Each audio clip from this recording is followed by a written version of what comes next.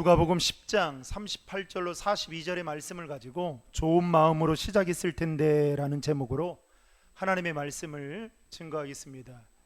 사랑하는 신도림 중앙회 성도 여러분, 한 주간도 수고 많이 하셨습니다.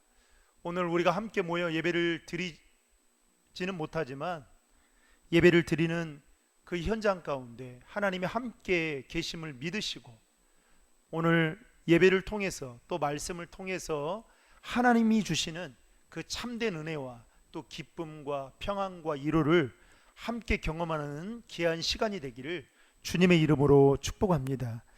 여러분, 사람은 어떤 일에 관심이 있느냐에 따라서 보이는 것과 그리고 보는 것 그리고 들리는 것과 듣는 것이 다를 때가 있습니다.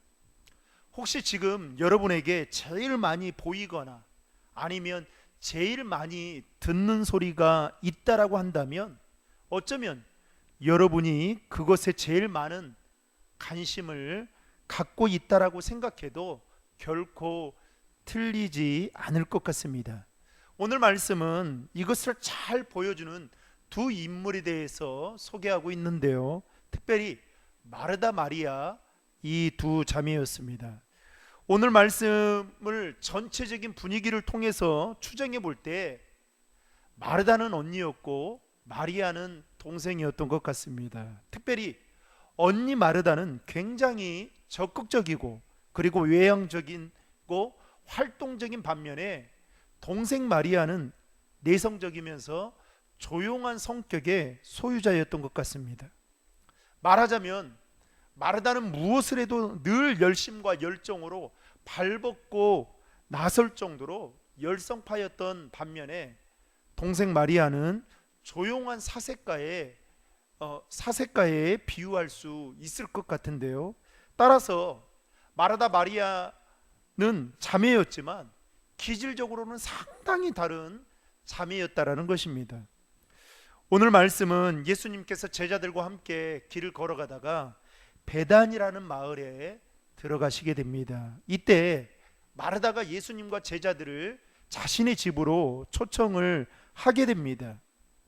예수님을 자신의 집으로 왜 초청했는지에 대해서 요한은 요한복음 11장 5절에 보면 이렇게 말합니다. 예수께서 본래 마르다와 그 동생과 나사로를 사랑하시더니. 여러분, 이 말씀대로라면 아마도 예수님은 마르다나 마리아 그리고 나사로를 잘 알고 있었고 또 이들과 친분이 매우 두터웠던 것 같습니다. 또한 그녀의 오빠였던 이 나사로가 죽은 후에 어떻게 해요? 예수님의 도움으로 말미암아 나사로가 죽었다가 살아나게 되죠.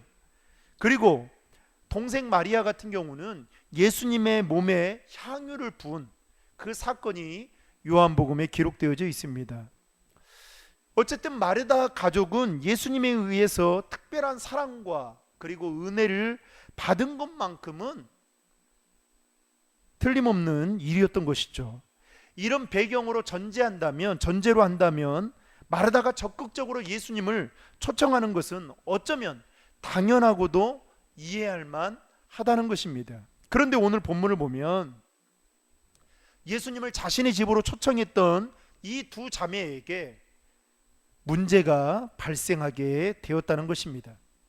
마르다는 예수님과 예수님의 일행이었던 제자들을 잘 대접하고자 하는 정성에서 분주하게 음식을 준비하고 있었던 것이죠. 반면에 동생 마리아는 예수님의 발 아래 앉아 말씀을 듣는 일에 열중을 하고 있었던 것이 문제가 되었던 것입니다.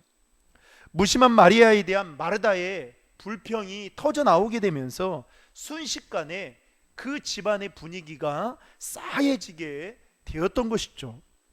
마르다의 입장에서 볼 때 동생 마리아의 그 행동이 모습이 기분 좋을 리가 없었을 것입니다.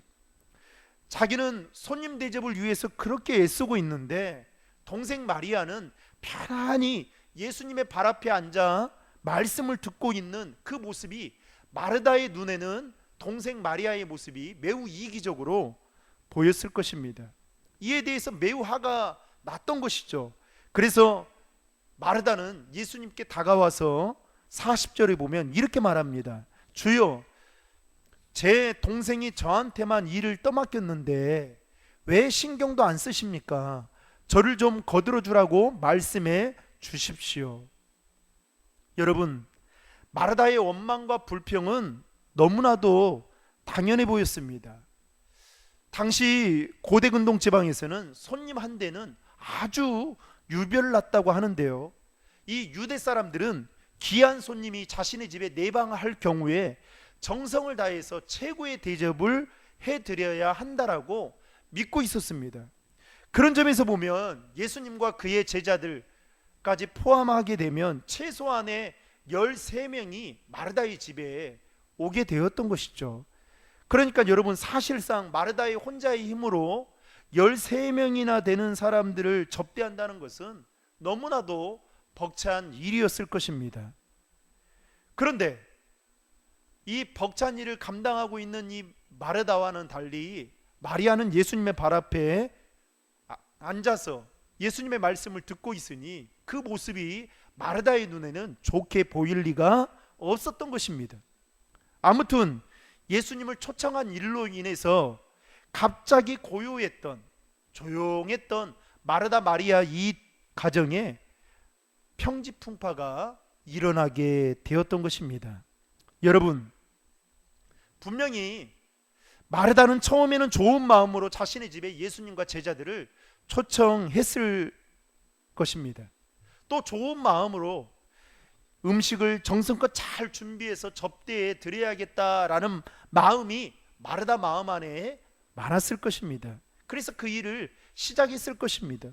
그런데 막상 그 일을 준비하다 보니 매우 분주하게 되어지고, 분주하다 보니 그 좋았던 마음들, 처음에 가졌던 그 마음의 기쁨과 평안이 싹 사라지게 되면서 이제는 마음이 상할 대로 상하게 되었던 것이죠.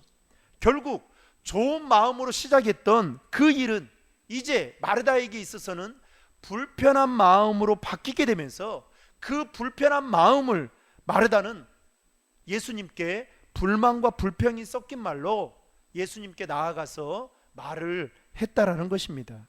여러분, 우리도 신앙생활을 하다 보면 마르다와 같은 마음을 동일하게 느낄 때가 종종 있다라는 것입니다.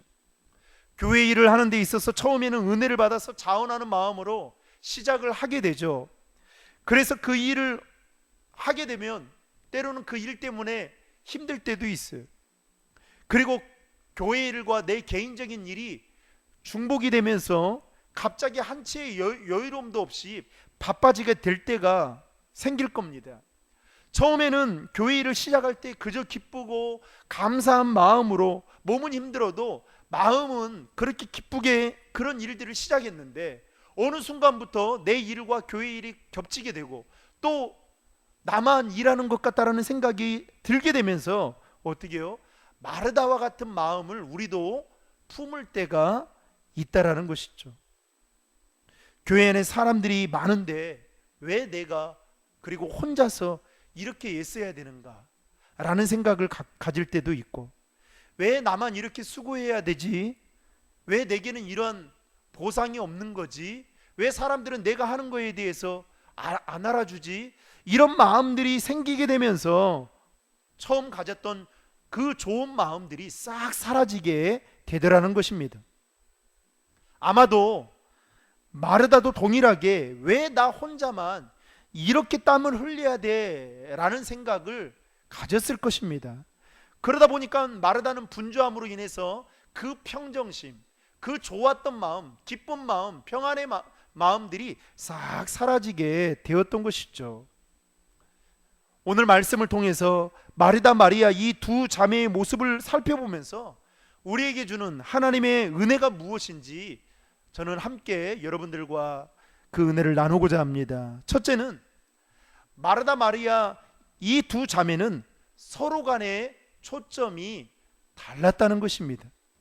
마르다는 예수님과 그의 일행을 정성껏 잘 대접하기 위해서 준비하는 일이 많다 보니 분주해지기 시작했던 것입니다. 누가 그렇게 하라고 시킨 것도 아닌데 자신의 집에 초청을 하게 되었고, 그리고 오늘 본문 40절 말씀에 보면 마르다는 여러 가지 접대하는 일로 정신이 없었습니다. 여러분 개역 성경에 보니까요, 개역 개정에 보니까 이 말을 이렇게 표현하고 있습니다. 준비하는 일이 많아 마음이 분주한지라. 여기서 마음이 분주하다라고 하는 이 말의 본래 뜻은 사방에서 마음을 잡아당긴다라는 뜻으로 공동 번역에는요 이렇게 표현합니다. 시중 드는 일에 경황이 없던 마르다, 이렇게 번역을 하고 있습니다. 한마디로 마르다는 정신이 없었고 그 일로 인해서 그녀의 마음은 마치 사방에서 무언가가 잡아당기는 것처럼 그렇게 경황이 없었다라는 것이죠. 분명 마르다는 예수님과 제자들을 잘 대접하고 싶은 그 마음이 굴뚝 같았을 것입니다.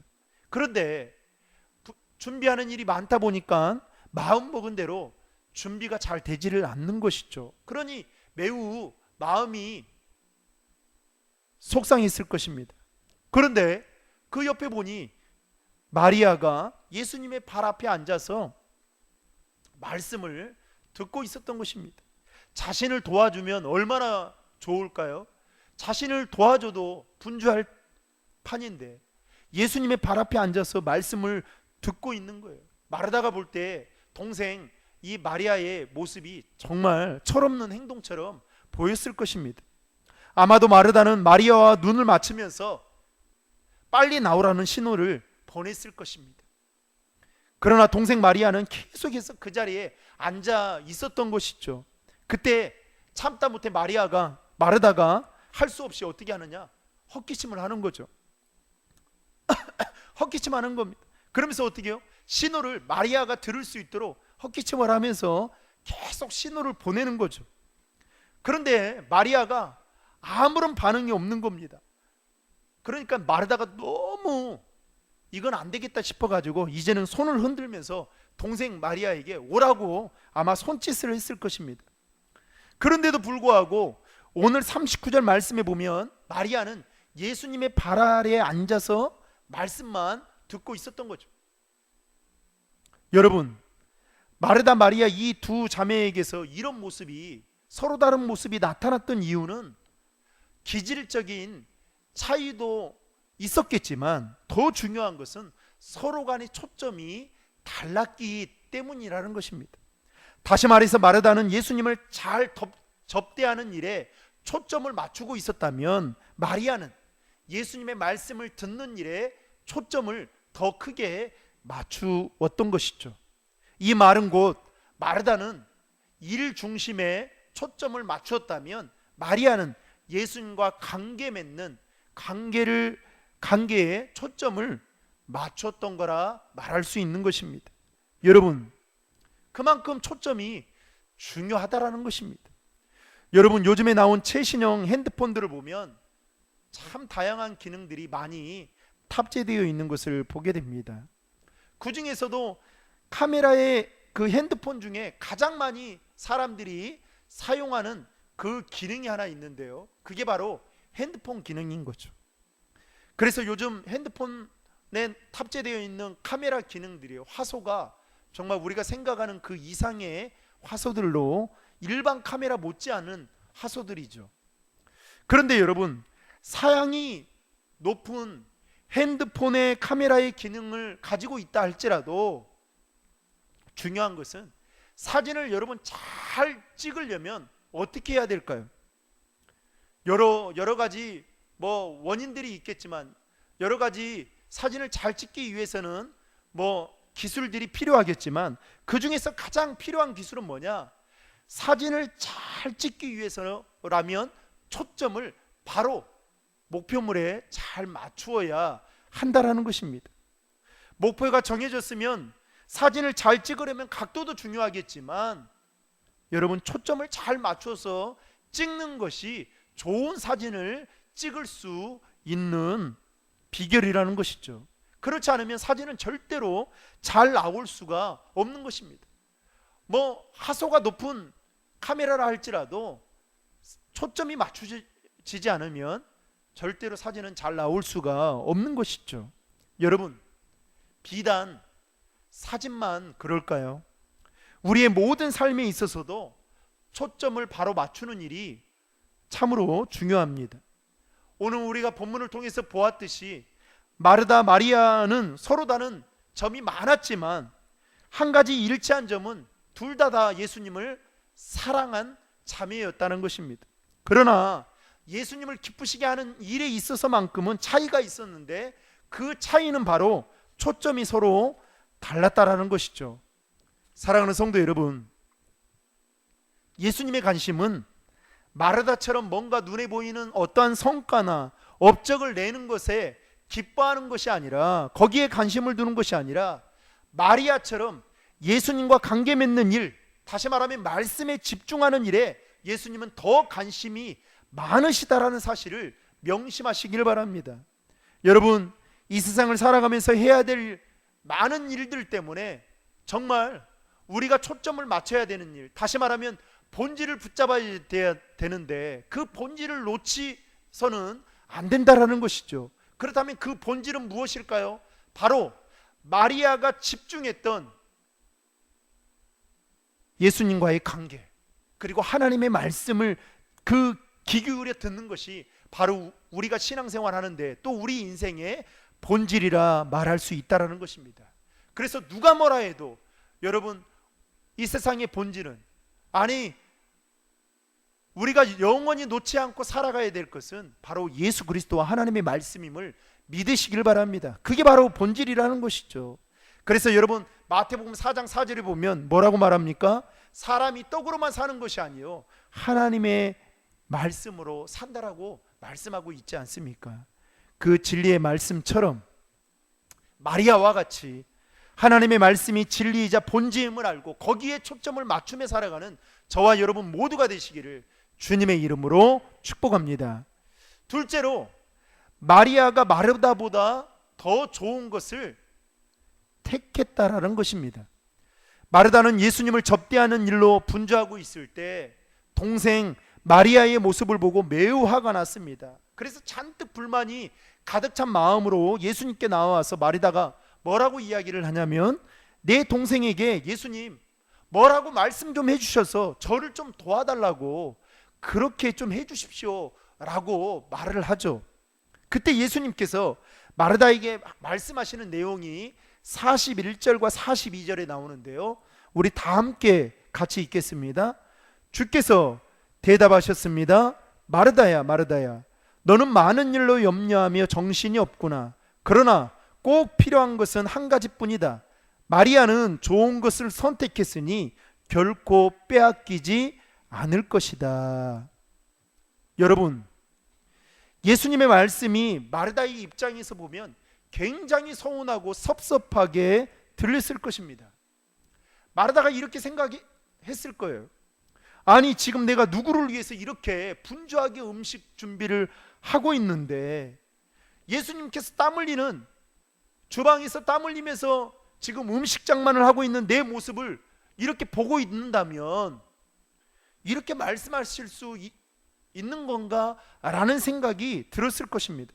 더 마르다를 서운하게 했던 것은 예수님께서 자신을 칭찬하지 못할 망정 예수님의 발 앞에 아무런 일도 하지 않는, 말씀만 듣고 있는 마리아를 지금 칭찬하고 있는 모습이 더 마르다에게는 충격적이고 아마도 서운하게 느껴졌을 것입니다. 그런데 여러분, 마르다가 예수님의 마음을 헤아려서 예수님께서 왜 이렇게 말씀을 하고 계시는지 그 의도를 여러분 알았더라면 어땠을까요? 서운하지, 그리고 섭섭하지 않았을 것입니다. 어쨌든 예수님은 자신의 발 앞에 앉아서 말씀을 듣는 동생 마리아가 더 좋은 것을 택했다라고 이렇게 말씀하고 있다라는 것입니다. 특별히 42절 말씀을 보면 여기에는 중요한 세 가지의 단어가 나오는데요, 그 단어가 이겁니다. 한 가지만 좋은 편 택했다. 이 세 가지가 개역 개정에 보면 나오는데요, 예수님은 마르다에게 이것저것 하지 말고 좋은 것, 그것도 한 가지만 선택하라고 말씀하셨다는 것입니다. 그렇다면 여기서 여러분 좋은 것은 무엇을 말하는 걸까요? 바로 마리아처럼 예수님의 발 아래 앉아서 말씀을 듣는 것을 택하는 것이 좋은 일이다 라고 말씀하고 있다는 것입니다. 즉 마리아는 예수님의 발 아래 머무르면서 예수님의 시선을 놓치지 않고 또 그분의 말씀을 놓치지 않았다는 것입니다. 여러분, 인생은 선택이라는 말이 있죠. 이 말처럼 내가 지금 여기까지 오는 데 있어서 수많은 선택들이 있었을 것입니다. 그리고 우리는 그때그때마다 결단하며 선택을 했을 것입니다. 우리가 선택한 것들 중에는 가벼운 선택들도 있겠지만 반대로 신중하고 중요한 선택들도 있었을 것입니다. 특별히 결혼 상대자를 선택하는 문제나 또 어느 대학을 선택하고 어느 직장과 또 어느 사업을 선택하느냐, 이런 결정들은 우리 삶에 있어서 매우 중요한 선택의 문제라 볼 수 있는 것이죠. 여러분, 아주 오래전에 광고 카피 중에 이런 내용이 있었습니다. 순간의 선택이 10년을 좌우합니다. 여러분, 오늘 본문에 나오는 마르다 마리아 이 두 자매를 통해서 우리가 생각해 볼 수 있는 것은 인생의 문제의 선택이 중요한 것이기도 하지만 특별히 신앙생활을 하는 데 있어서 선택은 매우 중요하다는 것을 말하고 있다는 것입니다. 이태리 유명한 화가였던 레오나르도 다빈치, 여러분 잘 아시죠? 그가 43살이 되었을 때에 이태리 밀라노 성당에서 예수님의 최후의 만찬 모습을 그려달라는 그 부탁을 받게 됩니다. 그리고 그가 온갖 정성과 심혈을 기울여서 이제 최후의 만찬 그림을 완성을 하게 됩니다. 여러분, 그 최후의 만찬 그림을 보면 여러분 잘 아시잖아요. 12제자가 양쪽에 6명씩 나누어져 있고 중앙에는 예수님이 딱 계시는데 오른손에 잔을 들고 계시는 그 모습을 레오나르도 다빈치가 딱 이제 그림을 그리게 된 것이죠.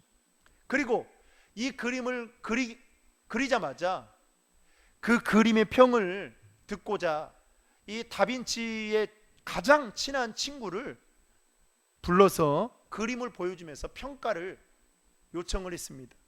그랬더니 그 친한 친구가 그 최후의 만찬 그림을 보더니 갑자기 깜짝 놀라워 하는 겁니다. 그래서 다빈치가 물었습니다. 왜 이렇게 깜짝 놀라냐고 물었더니 그 친구가 하는 말이 예수님의 손에 들려져 있던 그 잔이 너무나도 섬세하고 너무나도 섬세하게 그려서 거기에 눈을 뗄 수 없다라고 그렇게 말을 하는 거였습니다. 그러니까 잘 그렸다는 이야기겠죠, 진짜. 그런데 그 말을 듣는 순간 레오나르도 다빈치가 갑자기 붓을 하나 탁 들더니 자신의 친구에게 이렇게 말을 하는 겁니다. 이 그림에서 예수 그리스도 위에는 어떤 것도 시선을 끌어서는 안 된다. 예수 그리스도가 중심이어야 된다라고 하면서 자신이 들고 있던 붓으로 그 컵을 지워버렸다고 합니다. 사랑하는 성도 여러분, 우리가 무엇을 그리고 어떠한 선택을 하든 여러분 그 선택의 동기가 바로 예수 그리스도가 중심이 되어야 한다라는 것입니다.